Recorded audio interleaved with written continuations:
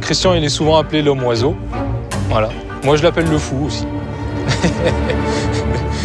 Christian, ce qu'il y a de bien, on va dire, il vole dans le sens pur du terme. Et ceux qui connaissent Christian sont souvent fans de ce qu'il fait, de son travail, de ses projets qu'il a fait.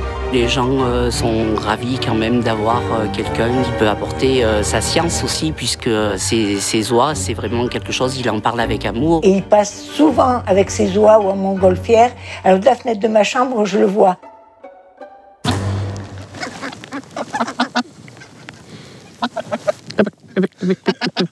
Je vis dans la nature, je vole avec les oiseaux. Depuis 26 ans déjà maintenant. Les oiseaux, c'est ma passion, la nature en général.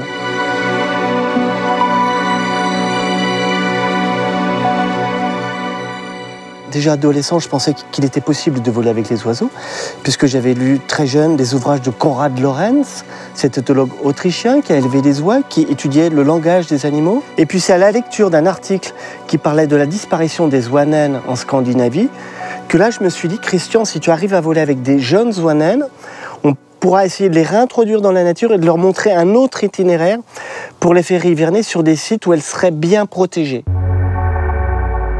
Alors au début, bien sûr, beaucoup de gens m'ont dit mais c'est une idée complètement folle de voler avec les oiseaux, comme les oiseaux. Surtout que ma première machine était un deltaplane motorisé. Je volais allongé comme un oiseau et j'ai réussi à voler avec mes deux premiers oiseaux en 95. Il fallait faire mes preuves, c'est-à-dire traverser d'abord la France avec un groupe d'oiseaux.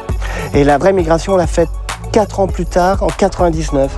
Avec Paola, ma femme, et 33 oies naines qui nous ont suivis sur un long parcours depuis la Scandinavie jusque vers le sud-ouest de l'Allemagne, où elles ont hiverné en sécurité. Ces oiseaux sont des oiseaux migrateurs, mais qui n'ont pas l'instinct de la migration, qui doivent mémoriser avec leurs parents les trajets. Nous considérant comme le parent, ils nous ont suivis et ont mémorisé avec nous un nouveau trajet. Et ils l'ont reproduit dès l'année suivante. Ils ont fait ensuite ce voyage tous les ans avec leurs propres jeunes qu'ils ont enseignés sur ce nouveau trajet. C'est lesquels les... Alors, bah ça c'est celles qui vont... D'accord, on va les... ouais, on les emmène tout de suite.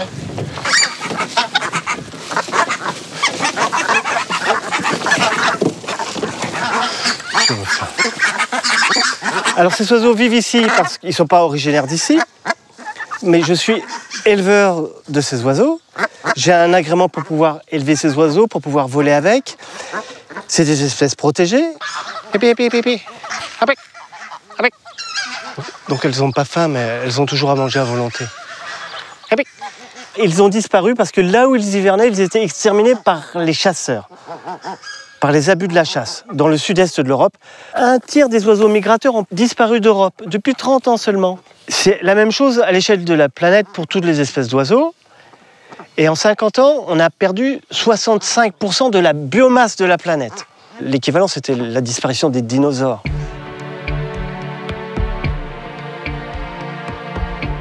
Voilà, c'est un livre que j'ai fait, Le monde à vol d'oiseaux, qui résume un petit peu quelques-uns de mes voyages un peu partout avec les oiseaux. Alors, voilà les grues au-dessus de Venise avec les grues.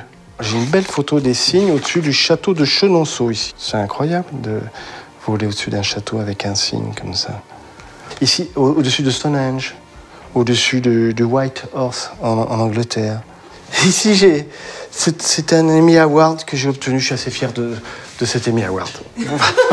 pour les images que j'ai faites des oiseaux pour un film avec la BBC, Earth Flight. Mais je me lève très très tôt le matin, 2 heures avant le lever du soleil, et je vole tous les jours quand le temps le permet, avec différents groupes d'oiseaux pour proposer ce que je vis quotidiennement avec les oiseaux à un public. Et on a des passagers qui viennent du monde entier parce qu'on a un ULM qui est particulier où le passager est assis à l'avant.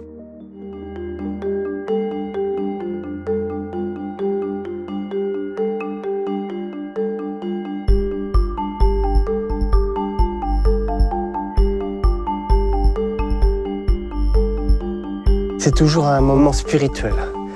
Hein? Donc j'aime à le dire, on vit en vol des petits instants d'éternité. Et puis moi, je ne peux pas m'en passer. Ça fait 26 ans que je vole avec les oiseaux. Et c'est une saine drogue. Alors, on m'appelle l'homme oiseau aussi. Hein. Je me suis incarné un peu en oiseau pour leur donner la parole un petit peu, expliquer pourquoi ils disparaissent.